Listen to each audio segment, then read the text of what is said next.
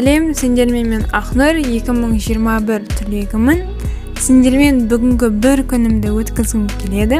Таңертеңнен бастап влог түсірудемін. Мен таңертең 7 мен 7:30 аралығында тұрамын. 7:30-ға дейін история салуым керек. Дәл осылай тіркелушілермен спорт жасасқан болатынбыз. Ал егер 7:30-ға дейін история салмасам, мен штраф төлеймін. Дәл осылай мен өзімнің таңертең ерте тұруыма мотивация беремін. 8-ден 10 кеткенде үйден шығып кеттім. Сабақ 8:30-да басталады. Мен қаншалықты мектептен влог түсірем деп дайындалып барсам да сабақпен ойым бөлініп кетеді. Видео туралы мүлде ұмыт кетемін.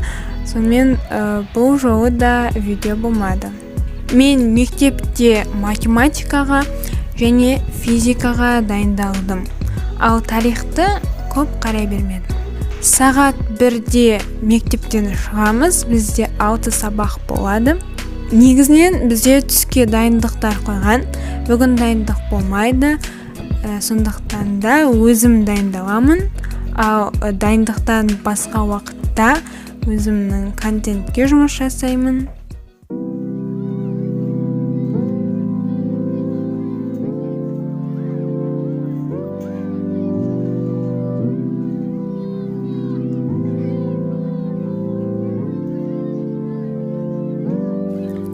Мен тарихтан оқулықпен, жұбанышпен дайындалатынымды білесіңдер. Кей кезде осылай тесттерде талдап тұрамын. Себебі оқығанымның барлығын қорытып, осы оқығаннан кейін қаншалықты балл қоса алдым деген сұраққа жауап алуым қажет. Менің қолымда кітап iStudy деп аталатын кітап. Бұл менің кітабым емес, мұғалімнің кітабы. Мен оның ішіндегі түсіндірулерін көп қарай бермеймін. Көбінесе тесттерін талдаймын. Ішінде 70 шақты тест нұсқасы бар. Соларды талдап практика жасаймын. Бұл кітапты оқудың ең жаман жері оның беттері дұрыс жабыстырылмаған, қағаздар өте сапасы жасалған. Сондықтан да бұл кітапты оқу өте қиын.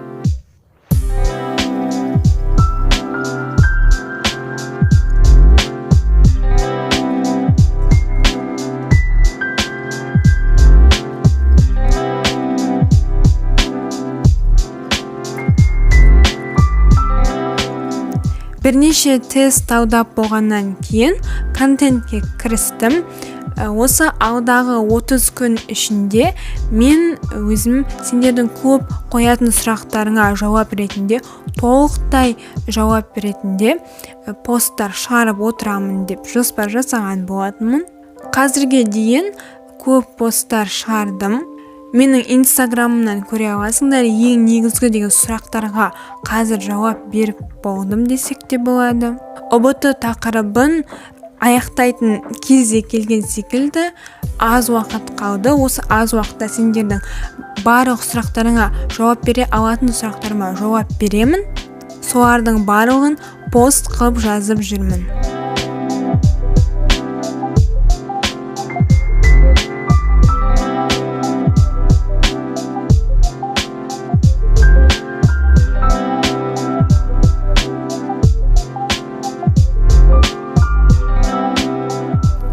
Менде осындай 36 сұрақ болды.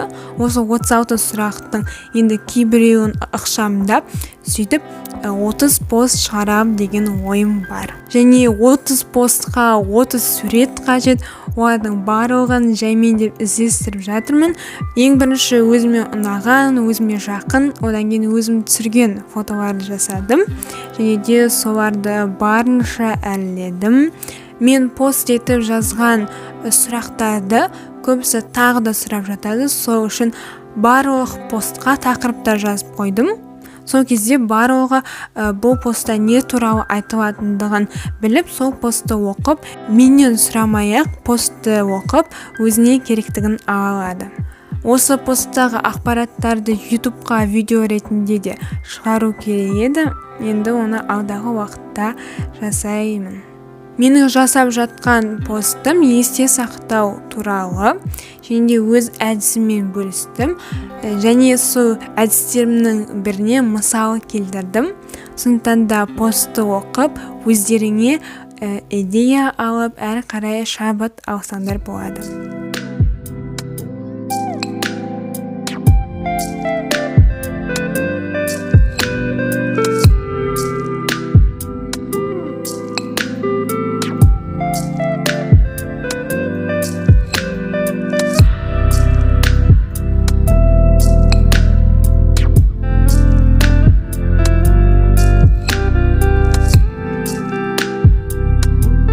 Постты жасап аяқтадым, және де постты салдым. Осымен жұмыс аяқталды. Және де демалып алдым. Одан кейін тағы да жұмысқа кірістім. Алдымен тест талдаймын деп ойлағанмын. КБТУ универінің кездесуі болды. Сол кездесуге қатысайын дедім. Біраз сұрақтарыма жауап алдым. Сен де өзіңнің қалаған университетіңді зерттеп, іздеп, оқу қалай болады, қалай түседі деген секілді өз сұрақтарыңа жауап алсаң болады. Осы оқу жылының соңында олар осындай кездесулер, ашық есік күндерін өткізеді, соларға қатыссаңдар болады. Ол туралы сайттарынан немесе мен көбінесе Инстаграмнан қарап отырамын. Дәл солай өзімнің универімде болып жатқан, енді болашақ универімде болып жатқан жаңалықтармен танысып отырамын. Менде енді өте жақсы жаңалық бар. Менің каналымда монетизация жүреді. Яғни мен видео шығарған сайын ондағы қаралымға байланысты маған ақы төленіп отырады. Осыны қалай жасайды, соның барлығын зерттеген болатынмын. Сендерге де қызық шығар, айтайын. Мен бұған дейін жай ғана видеолар шығарып келдім, оған ешкім ақы төлеген жоқ. Енді ақы төлей бастайды. Менің ойымша бұл маған бір мотивация болатын секілді.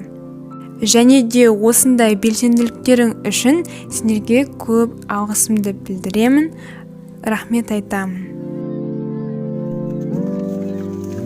Енді кешке тарих оқимын. Мен жұбанышып жаттап жүрмін, және де осы бір тақырып келген кезде мен бұрынғы конспектілерімді қайталайын дедім. Осы тақырып бойынша конспекті жазған болатынмын, және де осыған ұқсас конспектіні қалай жазғаным туралы видеода бар. Соны қарап, өздеріңе конспекті жазуға идея алсаңдар болады. Тақырыпты қайталағаннан кейін, бұдан кейінгі тақырыпқа көштім. Мен білмейтін көп мағлұматтар болды, сондықтан да оны конспектілейін дедім. Жаңағы айтқан видеода жасағандай конспектті жаздым.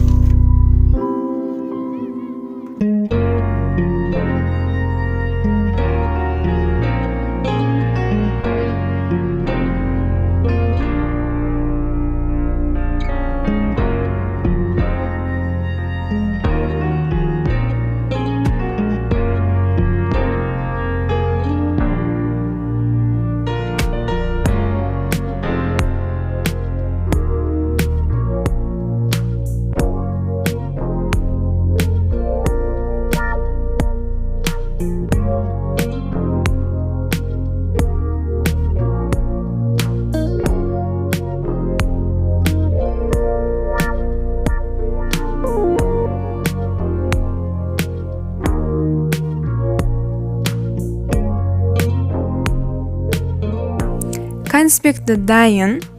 Дәл осындай конспекті үлгісі сендерге қалай? Сол туралы өздеріңнің пікірлеріңді комментарийға жазып кетіңдер. Маған қызық. Менің конспектімдегі тақырып дәл осы болатын. Сондықтан да бұл стикерді алып тастайын деп шештім. Мен енді бұл мағлұматтарды білемін, жаттадым.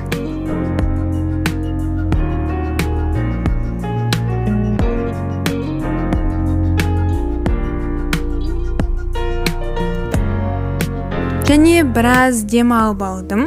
Демалып алғаннан кейін тағы да жұбанышы оқыдым. Тақырыпты оқып отырып, оны аудиоға жазып отырдым. Сол аудионы кейін тыңдап жүремін. Одан кейін сол аудионы қосып қойып, өзім жауаптарын айтып, сөйтіп жаттығамын. Бұл жайлы да посттарымда айтқан болатын. Саған сұрақ қойып екеуің бірге жаттығатын адам болмаған кезде аудионың көп көмегі тиеді. Осымен видео аяқталды. Келесі видеоларда кездескенше сау бол.